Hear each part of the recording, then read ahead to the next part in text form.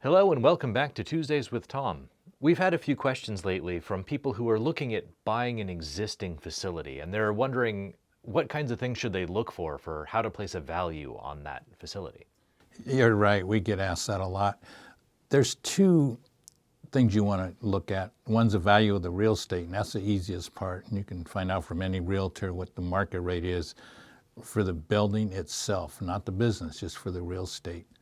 But the second thing is, what's the value of the business? And some businesses, they may not have any value. But what I like to look at is put a value on what's a good employee. You want to look at the employees, decide if you want to keep them.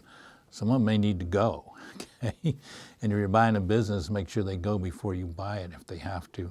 But I think a good employee's worth about $5,000. So if you had 6 employees, that's $30,000 right there. And then what's the value of the current residents? If they're on hospice, there really is no value for the business. It's kind of cruel to say, but that's the reality. It might have a value for a month or two, but you're in it for the long haul. So you can imagine if 3 out of 6 residents are on hospice, it's half the value of the business right there is just gone.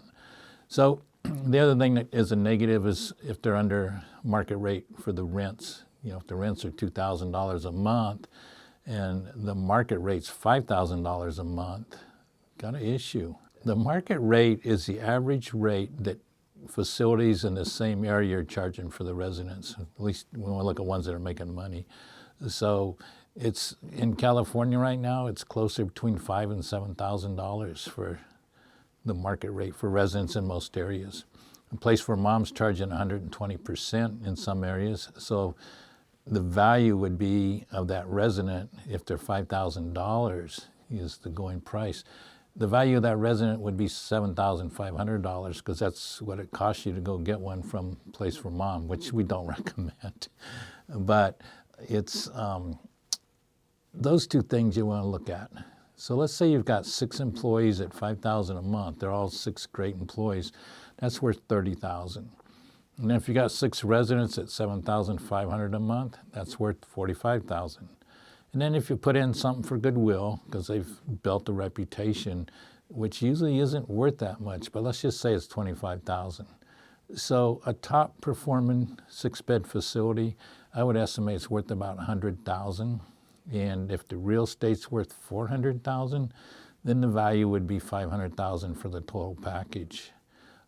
But if you have some employees that need to go, you got some residents on hospice, or you got rents that are under market rate, you got to reduce the value of the business. And there's several applications I've done recently where the value of the business reduced the value of the real estate because it was a negative. So you always want to look at that.